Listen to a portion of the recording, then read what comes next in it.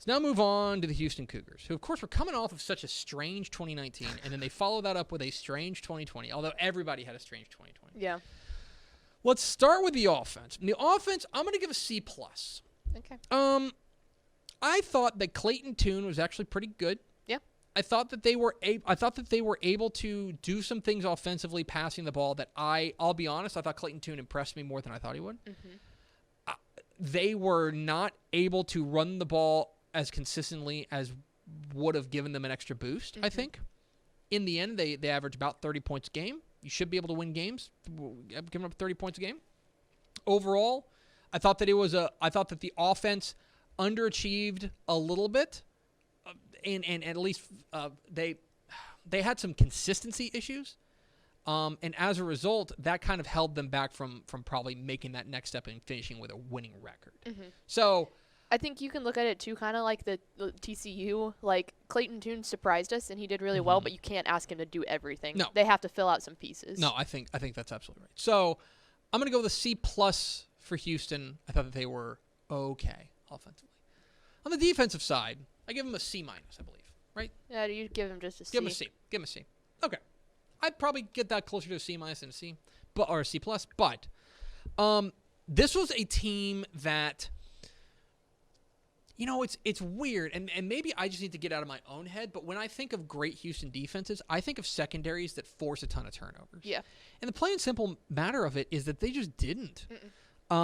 They were 115th in interception rate this year, which is just not what they do. They're, now look, I thought that the secondary was okay. I thought their front seven was better than their back four, but this was a defense that, again, struggled with consistency, especially struggled with consistency against the pass, and just plain simple, they couldn't get off the field.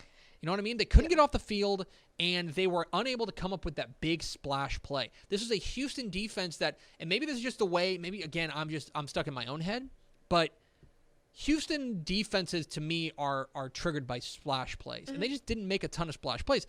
They didn't, they were able to get a good pass rush, and that was probably their best asset, is that they were able to, their pass rush was probably their best asset. But, Peyton Turner, et cetera. But I would say that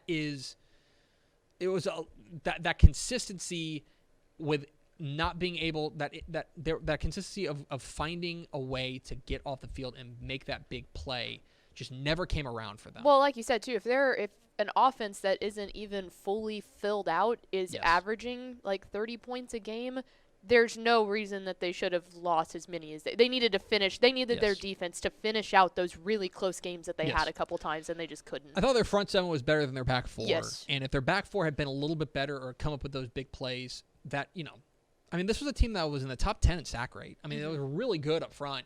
But the problem was they could not if they weren't getting the quarterback, then they were in trouble.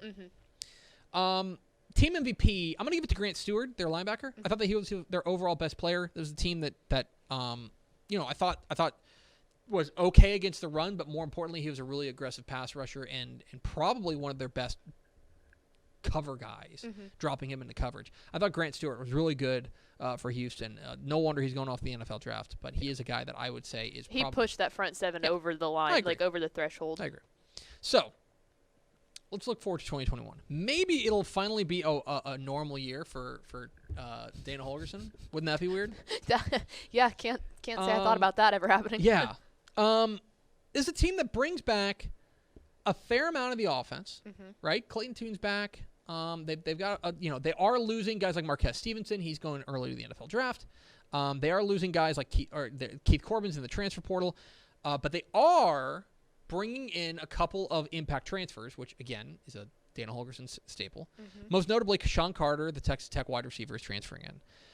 To me, I need to see, especially on the defensive side, I need to see that secondary take the next step and become a little bit more consistent if I'm going to start believing in them, making that leap in year 3 under Dana Holgorsen.